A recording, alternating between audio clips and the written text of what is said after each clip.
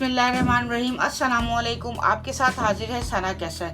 आज मैं आपको आलू भरे पराठे बनाना सिखा रही हूँ। उसके लिए हम सबसे पहले आलू का भुर्ता तैयार कर लेते हैं। इससे पहले कि हम आलू का भुर्ता तैयार करना शुरू करें, आप जल्दी से मेरे चैनल को लाइक, शेयर और सब्सक्राइब कीजिए। चले हम बनाना शुरू करते हैं। मैंने हाफ केजी आलू लिए थे और उनको उबाल लिया था।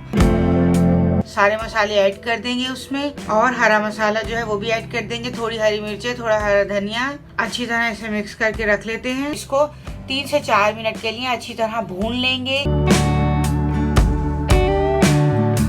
आलू का मिक्सचर जो भुर्ता बना के रखा हुआ था वो ठंडा हो चुका है। चपाती पे पूरे पे स्प्रेड कर देंगे, फिर दूसरी चपाती इसके ऊपर डालेंगे। पराठा हमने डाल दिया है। देसी घी में पसंद है, देसी घी में बनाएं। मिलते हैं नेक्स्ट रेसिपी के साथ। अल्लाह हाफिज।